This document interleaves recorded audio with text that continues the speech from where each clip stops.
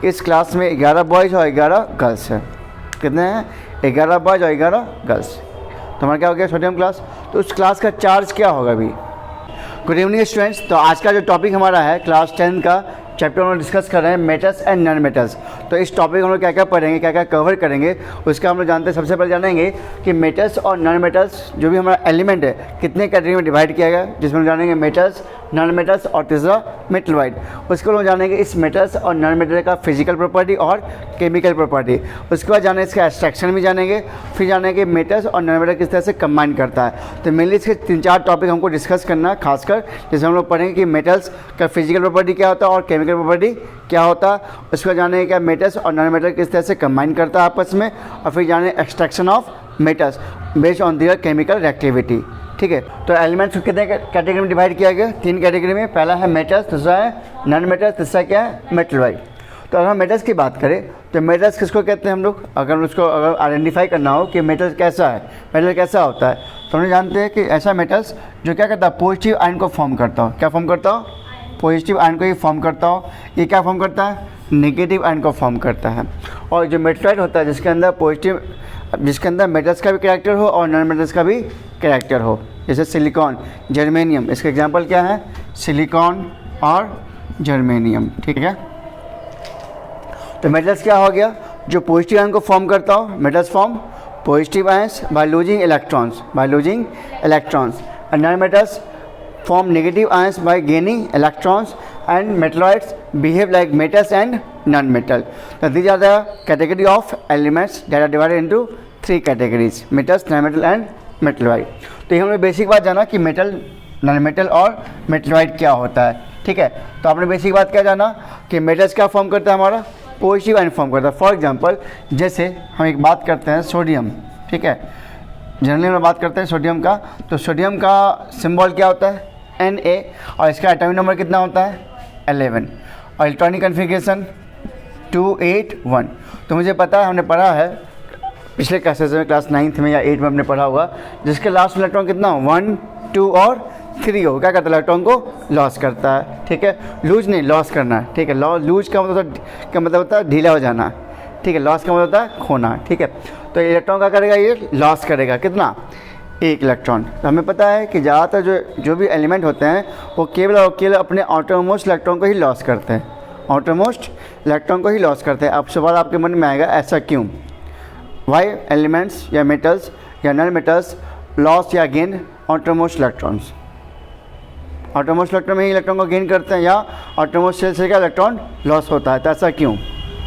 तो सिंपल सा कारण ये होता है कि जो इनरमोस्ट इलेक्ट्रॉन जो होता है वो न्यूक्लियस से होता है बाउंडेड। किससे होता है बाउंडेड?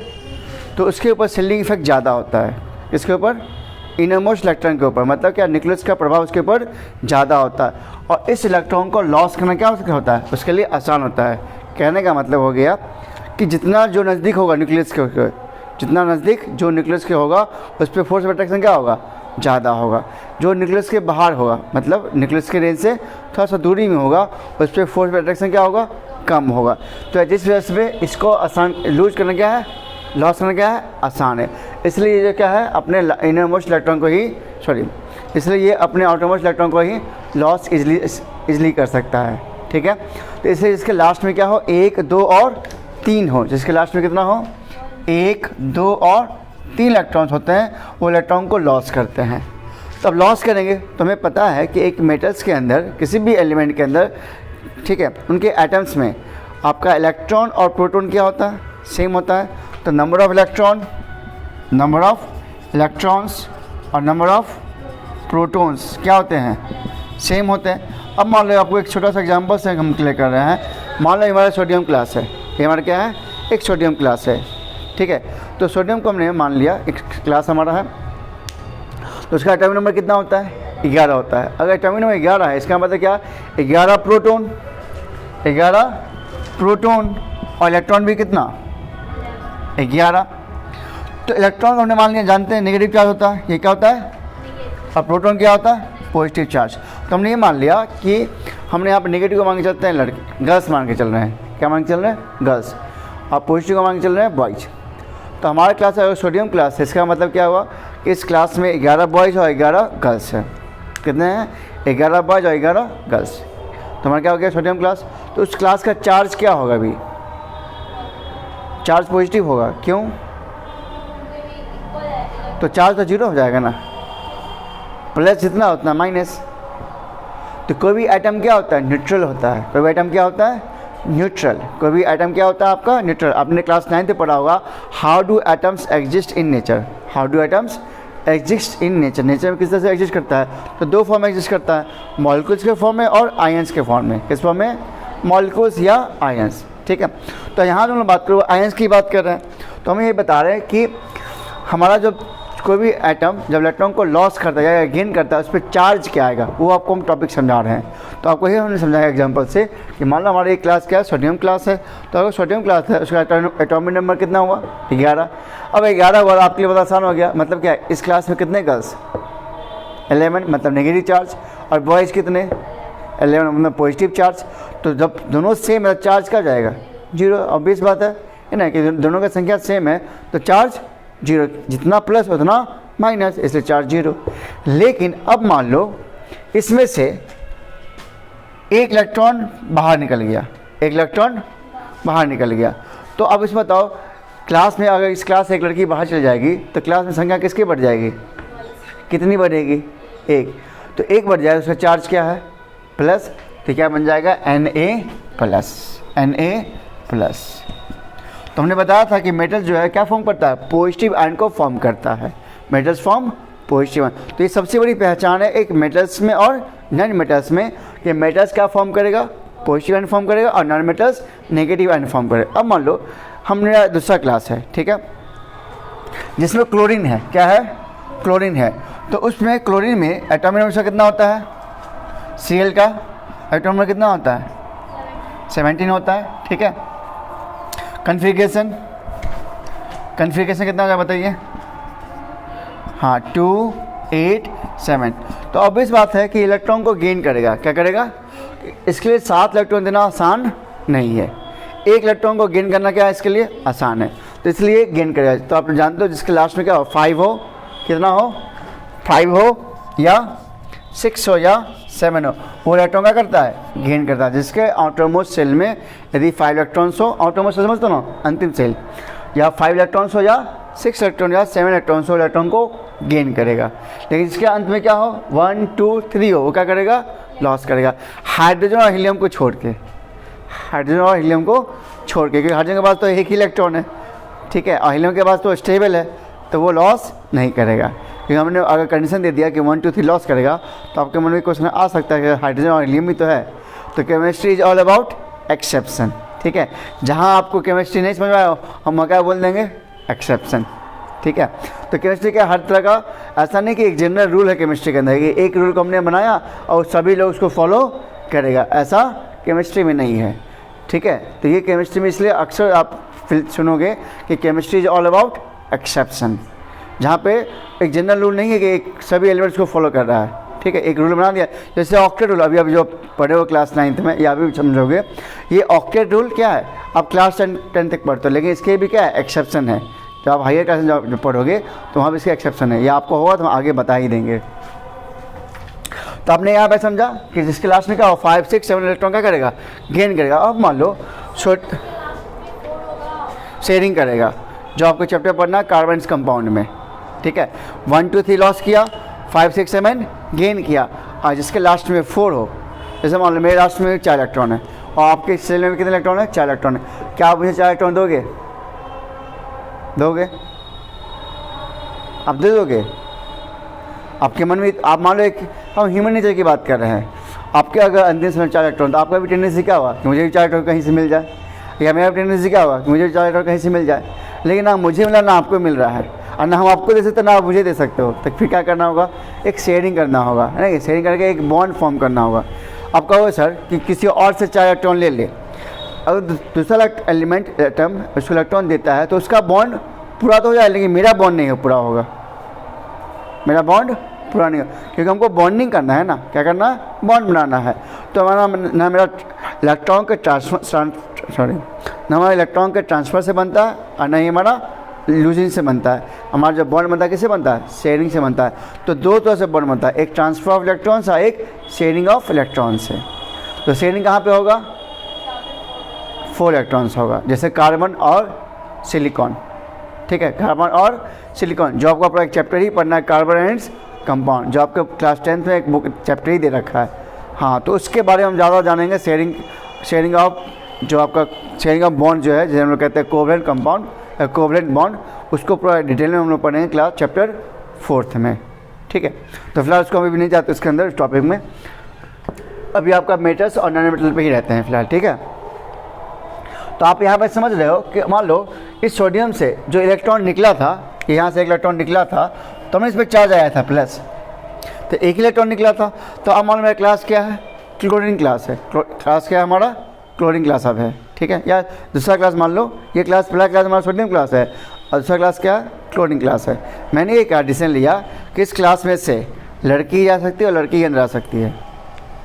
ठीक है, इस क्लास में से लड़की ही अंदर आ सकती है, लड़की ही अंदर जा सकती है। मतलब एक एटम से, कहने का सेंस हुआ कि एक एटम से इलेक्ट्रॉन ही बाहर जा सकता है, इलेक्ट्रॉन ही अंदर आ सकता है। तो आपके मन में क्वेश्चन आया, सर आप भेदभाव कर रहे हैं कि गर्ल्स को आप ज़्यादा प्रीफर करते, ज़्यादा मानते हैं। ऐसा बात नहीं है। यहाँ पे कंसेप्ट क्या है कि हमारे एटम के अंदर जो हमारा इलेक्ट्रॉन होता है ना, उसका मास जो है बहुत कम है। उसका मास क्या है? बहुत ही कम है। लेकिन एक प्रोटॉन का मास क्या होता है? बहुत ज़्यादा होता है। ठीक है, वो लगभग 1800 गुना भारी होता है, 1800 टाइम्स 1800 गुना भारी होता है। किससे? इलेक्ट्रॉन से। अब सोचो तुम्हारा भाई है, ठीक है, और जो आपका भाई आपसे 1800 गुना भारी है, तो क्या घर से एक बेड पर अगर बैठा हुआ है तो क्या पानी ले पाएगा? वो आपको कहेगा। क्यों? क्योंकि आप चल फिर बहुत ज़्यादा तेज़ कर सकते हो, आपकी मास कम है। मास क्या है? कम है, तो भाग दौड़ आप ज़्यादा कर सकते हो। तो इसलिए इसी के लिए किसी भी केमिकल रिएक्शन में प्रोटॉन भाग नहीं लेता है। किसी भी केमिकल रिएक्शन में प्रोटॉन भाग नहीं लेता। क्यों? कि उसका मास बहुत ज़्यादा है, इसलिए वो न्यूक्लियस में चुपचाप बैठा रहता है। इसलिए एटम से बाहर और अंदर कौन आएगा? इलेक्ट्रॉन आएगा। क्यों? उसका मास बहुत कम होता है। ठीक है, मतलब 1800 गुना कम होता है किससे? प्रोटॉन्स के मास से। तो इसलिए किसी भी एटम के अंदर इलेक्ट्रॉन ही जाएगा, इलेक्ट्रॉन ही आएगा। ठीक है, इतनी बात तो समझ में आया। और आपने ये भी समझ गया कि हमारा आउटरमोस्ट सेल इलेक्ट्रॉन ही भाग लेता है, आउटरमोस्ट सेल ही केमिकल रिएक्शन में भाग लेता है। ऐसा क्यों? तो हमने बताया था कि जो इनर मोस्ट इलेक्ट्रॉन होते हैं वो न्यूक्लियस से बॉन्डेड होते हैं। इनर मोस्ट इलेक्ट्रॉन न्यूक्लियस से बॉन्डेड होते हैं, जिसमें से उनके बीच में फोर्स ऑफ अट्रैक्शन ज़्यादा होता है। लेकिन जो आउटरमोस्ट इलेक्ट्रॉन होते हैं उस पर फोर्स ऑफ अट्रैक्शन वीक होता है, जिसको आसानी से हम लोग बाहर निकाल सकते हैं। थोड़ा सा एनर्जी उसको हम प्रोवाइड करेंगे तो बाहर वहाँ से निकल जाएगा। तो 2-3 बात आपको समझ में आ गया, जो 2-3 डाउट था आपका वो क्लियर हुआ। अब हम लोग टॉपिक क्या समझ रहे हैं कि एक एलिमेंट, ठीक है, चाहे वो मेटल्स का या नॉन मेटल्स का हो, तो हमें ये पता है कि एक फॉर्म करता है पॉजिटिव और एक फॉर्म करता है नेगेटिव आयन। तो अब हम लोग इसी को डिस्कस कर रहे हैं कि पॉजिटिव आयन फॉर्म कब करेगा? जब हमारा कोई भी एटम इलेक्ट्रॉन को लॉस करेगा, वो क्या हो जाएगा? पॉजिटिव। कहने का मतलब जैसे अभी आपने देखा कि हमारा सोडियम क्लास था, तो 11 लड़कियाँ और 11 बॉयज़ था। क्लास से कौन गया बाहर? एक लड़की गई। तो सिंपल सी बात है, एटम से क्या बाहर निकला? इलेक्ट्रॉन। और अगर मान लो क्लास में से एक लड़की बाहर चली गई, ठीक है, एक लड़की बाहर चली गई, इस क्लास क्या हो गया? पॉजिटिव हो गया। ये क्लास क्या हो गया? पॉजिटिव। तो कहने का मतलब हो गया कि किसी के जीवन से लड़की चली गई तो उसका जीवन पॉजिटिव। नहीं, बेइज्जती नहीं है। किसी के जीवन से अगर लड़की चली गई तो उसका लाइफ पॉजिटिव। पूछो क्यों? अब लड़की अगर आगे इंटर करेगी, अब देखो इसके जीवन में एक लड़की इंटर कर गया, मतलब एक इलेक्ट्रॉन इंटर कर गया। जैसे इलेक्ट्रॉन करेगा तो इसका चार्ज क्या हो जाएगा? क्योंकि पहले तो 17 प्रोटॉन था, 17 प्रोटॉन और 17 इलेक्ट्रॉन है, तो अभी इस पर चार्ज क्या है? न्यूट्रल है। लेकिन जैसे एक इलेक्ट्रॉन आया, इसका लाइफ को क्या कर दिया? नेगेटिव कर दिया। अब नेगेटिव कर दिया तो बेचारा इसको टाइम देना पड़ेगा, पैसा खर्च करना पड़ेगा, दिमाग भी खर्च होगा, है ना? तो लाइफ क्या हो जाएगा? नेगेटिव हो जाएगा। ठीक है, तो इसी के लिए इसका लाइफ क्या हो गया? अब नेगेटिव। लेकिन इसके जीवन से चला गया, इसका लाइफ क्या हो गया? पॉजिटिव। तो आप समझ गए नेगेटिव पॉजिटिव, हम इसके खिलाफ नहीं है, हम इसकी वजह बताएं। ठीक है, तो आपने समझ गया कि मेटल्स क्या फॉर्म करता है और नॉन मेटल क्या फॉर्म करता है? Negative ions. ये क्लियर आपका हो गया? ठीक है, अब हम जानते हैं इसके कुछ प्रॉपर्टी को हम जानेंगे। अब एक बार हम लोग फिर से रिकैप कर ले, क्या क्या आपने समझा। चलो एक बार रिकैप कर लेते हैं। जैसे मान लो मेरे सामने मैग्नीशियम है, ठीक है, इसका एटॉमिक नंबर कितना होता है 12, कन्फिगरेशन 282। ऑक्सीजन है, इसका एटॉमिक नंबर कितना होता है 8 होता है, कन्फिगरेशन 2 और 6। अब मुझे ये बताओ इसमें से कौन सा एलिमेंट इलेक्ट्रॉन को लॉस करेगा, कौन सा एलिमेंट इलेक्ट्रॉन को गेन करेगा। Mg लॉस करेगा। भाई आप लोग उनसे बताना कि इसमें से कौन सा एलिमेंट इलेक्ट्रॉन को लॉस करेगा, कौन सा एलिमेंट इलेक्ट्रॉन को गेन करेगा। आप ऐसा अपना आंसर कमेंट कर सकते हैं। आप बताइए। मैग्नीशियम जो है वो लॉस करेगा और ऑक्सीजन गेन। विथ रीजन, क्यों लॉस करेगा। क्योंकि मैग्नीशियम का आउटर मोस्ट स्ट्रेंथ 2 है। Very good. इसके आउटरमोस्ट इलेक्ट्रॉन कितने हैं 2। तो हमने कंडीशन बताया था जिसके लास्ट में कितना हो 1, 2 या 3 हो, इलेक्ट्रॉन को लॉस करेगा। Very good. और जिसके लास्ट में क्या हो 5, 6 या 7 है, वो क्या करेगा गेन करेगा। तो इस पर अगर इसके जीवन में 2 लड़की आ गए ना, 2 इलेक्ट्रॉन आ गया, 6 है, तो कितना चाहिए 2 चाहिए ऑक्टेट को पूरा करने के लिए। और ये 2 इलेक्ट्रॉन को लॉस करेगा, तो मान लो 2 इसके पास अगर आ गया तो इसका लाइफ क्या हो जाएगा नेगेटिव O2 माइनस। तो ये जो आप देख रहे हो इस इधर सिंबल हो गया। हाँ, उसके ऊपर चार्ज को दिखाते हैं। तो कितना इलेक्ट्रॉन गेन किया था 2। तो ये जो माइनस बता रहा है नेगेटिव का बता रहा है, नेगेटिव चार्ज को। और कितने हैं 2 आए तो इसलिए 2 माइनस, ठीक है। अच्छा इससे कितना लॉस हुआ 2। तो इस पर चार्ज क्या जाएगा Mg 2 और प्लस, क्योंकि प्लस इसलिए आया क्योंकि इस जीवन से लड़कियां चली गई नहीं, तो लाइफ क्या हो जाएगा पॉजिटिव, ठीक है। इसलिए यहाँ पर 2 बार प्लस हुआ 2 प्लस, ठीक है। तो इस कहने का मतलब वही प्लस प्लस हुआ, उसी को हम क्या लिखते हैं 2 प्लस, ठीक है यहाँ तक ओके।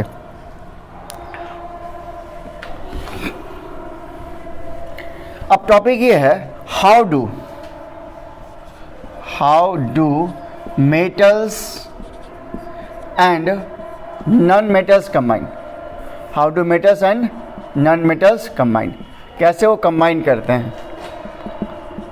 तो अभी जस्ट आपने पढ़ा है कि मेटल्स क्या करता है पॉजिटिव आयन को फॉर्म करता है और नॉन मेटल्स नेगेटिव आयन को फॉर्म करता है। उसी चीज़ को हम लोग दिखाते हैं एक एग्जाम्पल से, ठीक है। जैसे फॉर एग्जांपल मान लो यहाँ पे सोडियम है, ठीक है। तो सोडियम पहले क्या करेगा इलेक्ट्रॉन को लॉस करेगा, क्या करेगा तो ना पॉजिटिव आयन फॉर्म करेगा। तो सोडियम एटम की फॉर्म में, तो सोडियम क्या फॉर्म किया पॉजिटिव आयन फॉर्म किया और साथ में एक इलेक्ट्रॉन लॉस किया, तो प्लस में दिखाएंगे। देखो सोडियम आयन में अगर इलेक्ट्रॉन इसमें मिल जाएगा तो फिर से क्या बन जाएगा सोडियम। कहने का मतलब मान लो क्लास में मेरे 11 गर्ल्स थी 11 बॉयज़ था, तो क्लास में से एक गर्ल्स चली गई तो हमारा चार्ज पॉजिटिव आया और फिर से गर्ल्स आ जाए वापस तो क्या जाएगा मतलब न्यूट्रल हो जाएगा। तो वही बात है, हमने दिखाया कि सोडियम जो है वो क्या फॉर्म किया पॉजिटिव, साथ में क्या है एक इलेक्ट्रॉन। अगर फिर से गेन करेगा प्लस लिखा हुआ मतलब गेन किया तो क्या बन जाएगा सोडियम, ये हो गया। अब मान इसको हम लोग कंबाइन कराए क्लोरीन से, किसे क्लोरीन कंबाइन कराए क्लोरीन। तो मुझे पता क्लोरीन क्या इलेक्ट्रॉन को गेन करता है, तो पहले इलेक्ट्रॉन गेन करेगा तब हम बनाएगा नेगेटिव। इलेक्ट्रॉन गेन किया तो क्या बन जाएगा ये Cl माइनस। ये बात समझ में आया। ये इधर दिखाया इसका प्लस, प्लस वाले को जो आपका मेटल्स है उसका इधर प्लस दिखेगा, लेकिन नॉन मेटल का प्लस इस साइड दिखेगा क्योंकि इलेक्ट्रॉन गेन करेगा तभी नेगेटिव फॉर्म करेगा और ये इलेक्ट्रॉन को जब लॉस करेगा तब ये प्लस बनेगा। इतना समझ गए। चलो अब इसको हम लोग दिखाते हैं ऐसे करके, ठीक है। तो सोडियम के पास इलेक्ट्रॉन कितना है देखिए, सोडियम के पास अपना एक इलेक्ट्रॉन एक्स्ट्रा है, ठीक है, इलेक्ट्रॉन को लॉस करेगा। और क्लोरीन के लास्ट में इलेक्ट्रॉन कितना है 7 है, 2 4 6 + 1 7 है। तो ये इलेक्ट्रॉन इसको एक लॉस किया, ये गेन किया, इसका कितना हो गया 8। तो ये जब इलेक्ट्रॉन को लॉस करे तो फिर चार्ज क्या जाएगा प्लस, तो यहाँ लिखेंगे Na+, और यहाँ पे क्या लिखेंगे Cl, ठीक है। इसका 8 इलेक्ट्रॉन दिखाएंगे हम लोग और इस पर चार्ज क्या है माइनस, ठीक है। तो ये हमारा हो गया कंपाउंड NaCl। इस तरह से हमारा क्या होता है मेटल्स और नॉन मेटल्स क्या करता है आपस में कंबाइन करता है, ठीक है। तो इसको राइट डाउन कर लीजिए पहले। चलिए, तो आपको ने बताया कि डायग्राम के थ्रू आपको नहीं समझा दिया कि किस तरह से एक मेटल्स और नॉन मेटल्स आपस में कंबाइन करता है। तो हमने देखा कि मेटल्स क्या करता है जब इलेक्ट्रॉन को लॉस करता है तो क्या फॉर्म कर दिया पॉजिटिव आयन फॉर्म किया, और जब नॉन मेटल्स इलेक्ट्रॉन को गेन करता है तो क्या फॉर्म करता है नेगेटिव आयन फॉर्म किया, और ये प्लस और ये क्या हो गया माइनस। तो जब प्लस और माइनस मतलब एक पॉजिटिव आयन और दूसरा नेगेटिव आयन, अब पॉजिटिव का मतलब मेटल्स, नेगेटिव का मतलब नॉन मेटल्स, ठीक है। तो पॉजिटिव और नेगेटिव जब आयंस बन जाते हैं तो ये कंपाउंड को फॉर्म करते हैं, मतलब Na प्लस Cl ये फॉर्म करेगा कंपाउंड को NaCl। कंपाउंड क्या बन जाएगा? NaCl, क्योंकि इसका भी चार्ज प्लस ही है, इसका चार्ज क्या है? माइनस है। तो दोनों का चार्ज कितना है? एक ही एक है, ठीक है। जैसे कंपाउंड क्या बनेगा? NaCl। क्लास 9 आपने सीखा होगा नहीं, जब वैलेंसी क्या होता है थोड़ा सा उनका, अगर वैलेंसी हम लोग क्या करते हैं? क्रॉस मल्टीप्लाई करते हैं, यहाँ वैलेंसी दोनों का एक ही एक है, इसलिए कंपाउंड क्या बनेगा? NaCl। चलिए अब दूसरा एग्जाम्पल हम लोग समझते हैं।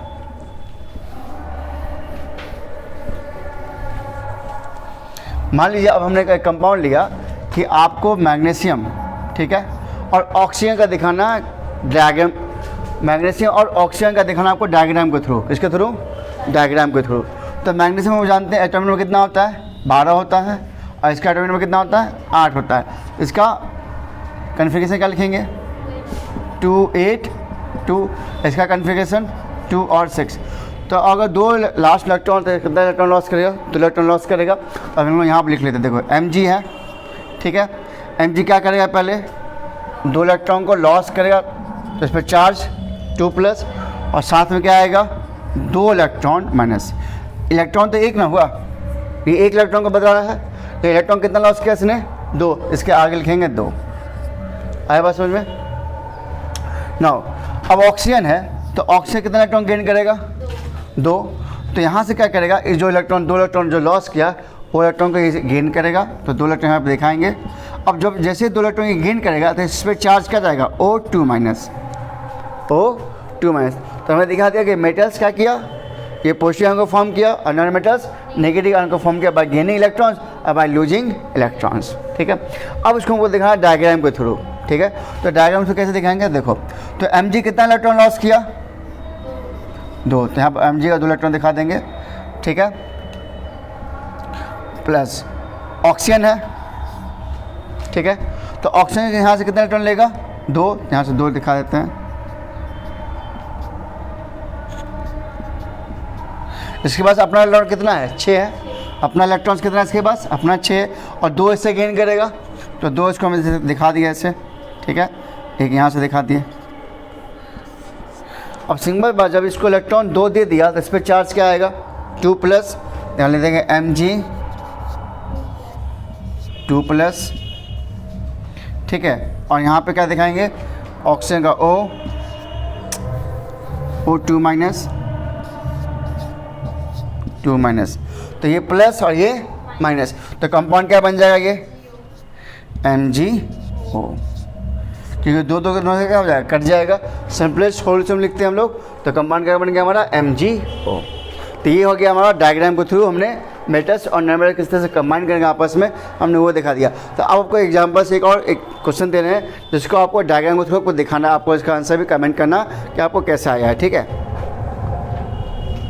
सोडियम ऑक्साइड का Na2O का, तो हमने कहा इसको आपको डायग्राम के थ्रू आपको दिखाना है, ठीक है। तो सबसे पहले देखो यहाँ पे सोडियम कितना है? 2 है, और ऑक्सीजन कितने? 1 ही है, ठीक है। तो संख्या समझ गए, सोडियम की संख्या कितनी है? 2 एटम्स है, और ऑक्सीजन का 1 एटम है। तो हमको मुझे पता है कि सोडियम जो है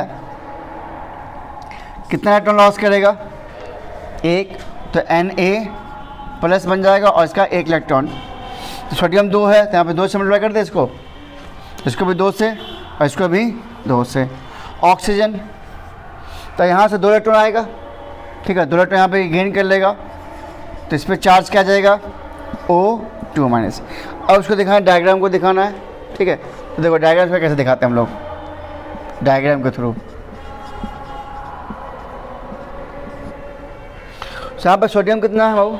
2 है, तो हमको 2 सोडियम दिखाना होगा। तो देखो, एक सोडियम को हम लोग इधर रखते हैं Na, और ऑक्सीजन को हम लोग बीच में डाल रहे हैं, एक Na इधर डाल रहे हैं, ठीक है।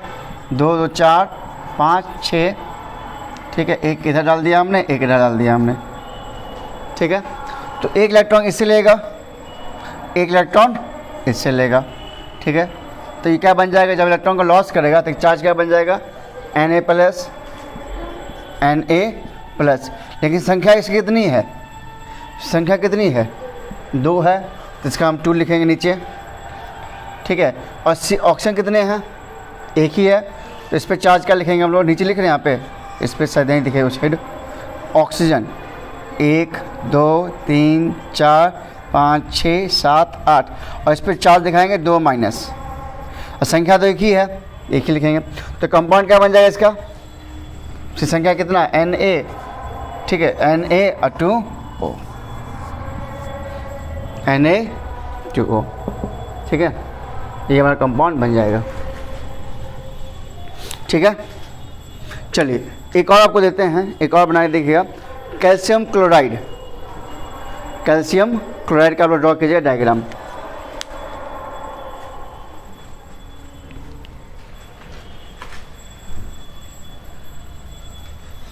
CaCl2, इसका आपको डायग्राम ड्रॉ करना है कैल्शियम क्लोराइड का। ठीक है, तो यहाँ पे सबसे पहले क्या करें, कैल्शियम को लिख लेंगे। इसका एटॉमिक कितना होता है, 20 होता है। कन्फिग्रेशन मतलब सॉरी डायरेक्ट लिखेंगे, तो कैल्शियम को ड्रॉ करना कैल्शियम क्लोराइड का डायग्राम। तो Ca इलेक्ट्रॉन कितना लॉस करेगा, ये 2 इलेक्ट्रॉन लॉस करेगा, इस पर चार्ज कितना जाएगा 2 माइनस। ठीक है, क्लोरीन है, क्लोरीन कितना यहाँ पे 2 है, तो 1 इलेक्ट्रॉन गेन करेगा, ये बन जाएगा Cl माइनस।